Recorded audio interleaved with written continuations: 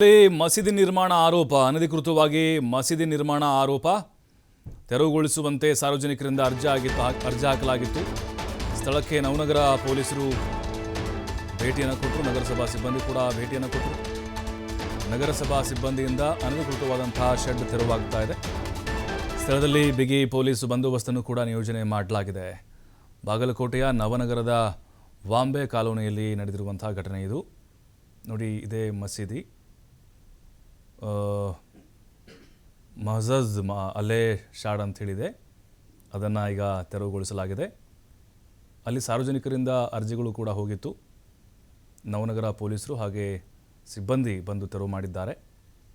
ನಗರಸಭೆಗೆ ಸಾರ್ವಜನಿಕ ಹಿತಾಸಕ್ತಿ ಅಂದರೆ ಅರ್ಜಿಯನ್ನು ಹಾಕಿದ್ರು. ಅನಧಿಕೃತವಾಗಿ ಸರ್ಕಾರಿ ಜಾಗದಲ್ಲಿ ಮಸೀದಿಯನ್ನು ಕಟ್ಕೊಂಡಿದ್ದಾರೆ ಅಂಥೇಳಿ ಭಾರೀ ಬಿಗಿ ಪೊಲೀಸ್ ಬಂದೋಬಸ್ತ್ನೊಂದಿಗೆ ಈಗ ಆ ಮಸೀದಿಯನ್ನು ತೆರವು ಮಾಡಿದ್ದಾರೆ. ಸರ್ಕಾರಿ ಜಾಗ ಅದು. ಹಲವು ವರ್ಷಗಳಿಂದ ಅಲ್ಲಿ ಮಸೀದಿಯನ್ನು ನಿರ್ಮಾಣ ಮಾಡಿದರು. ಆದರೆ ಇದು ಯಾರ ಗಮನಕ್ಕೂ ಕೂಡ ಬಂದಿರಲಿಲ್ಲ ಅಂತ ಅನಿಸುತ್ತೆ. ಅಲ್ಲಿ ಕೆಲವೊಬ್ಬರು ಇದ್ರ ಬಗ್ಗೆ ಸಾಕಷ್ಟು ಧ್ವನಿಯನ್ನು ಎತ್ತಾ ಇದ್ದರು. ಸರ್ಕಾರಿ ಜಾಗ ಇದು, ಅಲ್ಲಿ ಅಕ್ರಮವಾಗಿ ಅವರು ಕಟ್ಕೊಂಡಿದ್ದಾರೆ ಅಂಥೇಳಿ.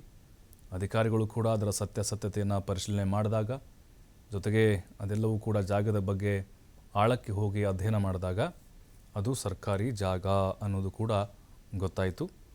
ಮತ್ತು ಪೊಲೀಸರ ಭದ್ರತೆ ಕೂಡ ಅಲ್ಲಿ ಜಾಸ್ತಿ ಇತ್ತು. ಅಧಿಕಾರಿಗಳು ಕೂಡ ಅಲ್ಲಿ ಭೇಟಿಯನ್ನು ಕೊಟ್ಟಿದ್ದರು.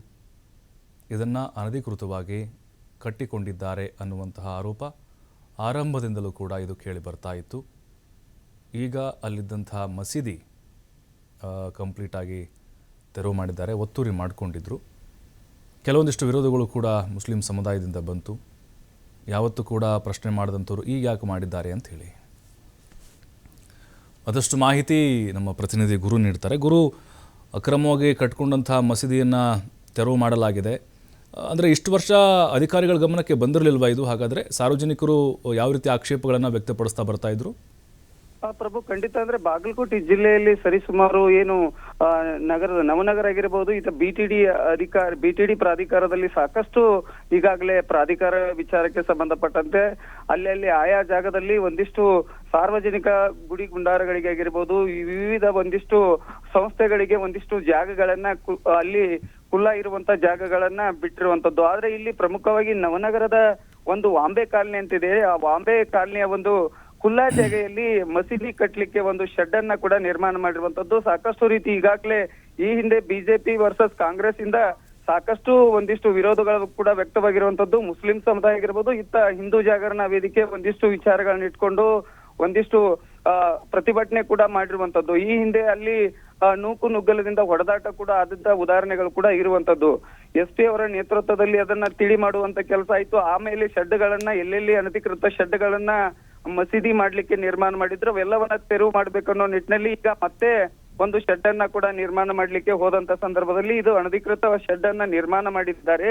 ಅದಕ್ಕೆ ಮಜೀದಿ ಅರ್ತಾಪ್ ಎಂಬ ಬೋರ್ಡ್ ಕೂಡ ಅಲ್ಲಿ ಇರುವಂತದ್ದಂತ ಸಾರ್ವಜನಿಕ ವಲಯದಲ್ಲಿ ಚರ್ಚೆ ಆಯ್ತು. ಅದಾದ ಬಳಿಕ SP ಅವರ ಮೂಲಕವಾಗಿ ಇಲ್ಲಿ ಮನವಿಯನ್ನ ಕೂಡ ಸಲ್ಲಿಸಿರುವಂತದ್ದು. ಹೀಗಾಗಿ ಈಗ ಬೆಳಗ್ಗೆ ಅಲ್ಲಿ ಶೆಡ್ ತೆರವು ಮಾಡ್ಲಿಕ್ಕೆ ಪೊಲೀಸ್ ಸಿಬ್ಬಂದಿಯನ್ನ ನಿಯೋಜನೆ ಮಾಡಿದ್ರು. ಅಲ್ಲಿ ಶೆಡ್ ಅನ್ನ ತೆರವು ಮಾಡ್ಲಿಕ್ಕೆ ಹಿಂದೇಟು ಹಾಕುವಂತ ಕೆಲಸಕ್ಕೆ ಆಗಬಾರ್ದು ಅನ್ನೋ ನಿಟ್ಟಿನಲ್ಲಿ ಮನವಿಯನ್ನ ಕೂಡ ಮಾಡಿದ್ರು. ಒಂದ್ ಕಡೆ ಮುಸ್ಲಿಂ ಸಮುದಾಯರು ಕೂಡ ಶೆಡ್ ಅನ್ನ ತೆರವು ಮಾಡಬಾರ್ದು ಅನ್ನೋ ನಿಟ್ಟಿನಲ್ಲಿ ಎಚ್ಚರಿಕೆಯನ್ನ ಕೂಡ ಅಲ್ಲಿಯ ಸಾರ್ವಜನಿಕ ವಲಯದಲ್ಲಿ ಕೂಡ ಚರ್ಚೆಗಳಾಯ್ತು. ಇದಾದ ಬಳಿಕ ಶೆಡ್ ಅನ್ನ ತೆರವು ಮಾಡ್ಲಿಕ್ಕೆ ಪೊಲೀಸರು ಒಂದು ತಂಡವನ್ನ ನಿಯೋಜನೆ ಮಾಡಿ ಈಗ ಶೆಡ್ ಅನ್ನ ತೆರವು ಮಾಡ್ಲಿಕ್ಕೆ ಕೂಡ ಇಲ್ಲಿ ಪೊಲೀಸರ ನಿಯೋಜನೆಯೊಂದಿಗೆ ಈಗಾಗಲೇ ಸಿದ್ಧವಾಗಿರುವಂತದ್ದು.